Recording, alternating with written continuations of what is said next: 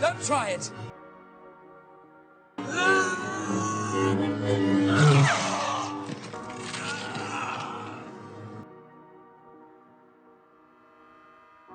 You were the chosen one! It was said that you would destroy the Sith, not join them! Bring balance to the Force, not leave it in darkness!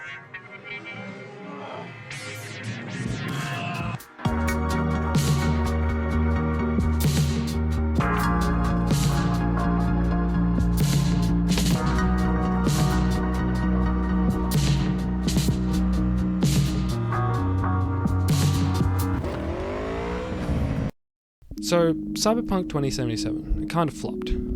After however many months of hype and speculation and news channels covering every little leak and announcement, when the game finally came out, it was mediocre.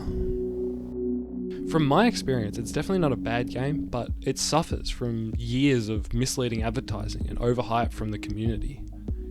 One of the final trailers they released straight up lies about how well it performs on older gen consoles. That when CyberPunk launches, it will be compatible with both current and next-gen consoles. Where I'm from, in Australia, some of the biggest retailers for this game were just offering refunds, no questions asked, if you had bought it on an older gen console, just because it wasn't fit for purpose. But even if there were no technical issues, if all the bugs were fixed and the game was well optimized, it would still feel disappointing. Personally, I wasn't even invested in this game until this trailer came out 2 years ago. These 48 minutes were so exciting to me because it looked like CD Projekt Red was really focusing on the RPG elements over the action elements of this game. Most of this video is talking and scheming for this one job, and it's so sick. This mission is literally the best mission in the game. Like, numerically, it has the most choices, the most endings, and it feels like the sort of thing you would do as a Night City mercenary. I feel like this is a taste of what we could have got for the rest of the game, but instead, almost everything else is painfully generic in how it's presented and how it plays. There's mission after mission of shooting galleries and conversations that you don't get to take part of, you just have to listen to. This painstakingly detailed world with so much verticality and aesthetic variety has the most shallow interactions. There's nothing to do here other than to fight people. I can't customize my cars, I can't save up for a better apartment, I can't have meaningful conversations with NPCs, and, probably most disappointingly, I can't go and get useless cosmetic upgrades in this setting that is supposed to epitomize self-indulgence. And for most of the time I was playing, I just couldn't help but feel like I've already played all of this. Because I basically have when I played Skyrim. I know that they're different experiences, and I know that in particular their stories leave a vastly different feel on the player when you're done.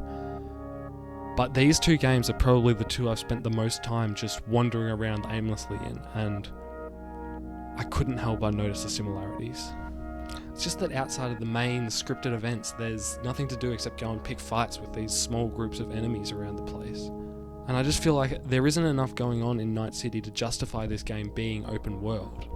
I think if it was a more linear adventure like God of War was, then it might have been a better experience. And 2077 is such a letdown because I thought it was going to be a step into the future of what RPGs are.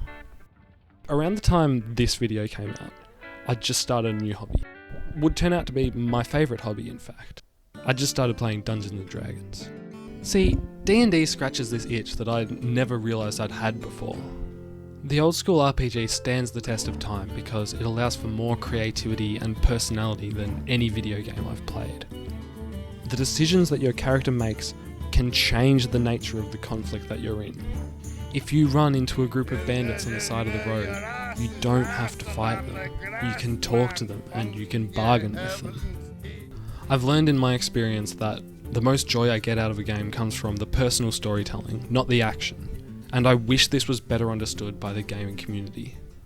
Like, it's fine to have games like Doom or Enter the Gungeon, but if you're going to make an action RPG, the more valuable side of it is going to be the roleplay rather than the action.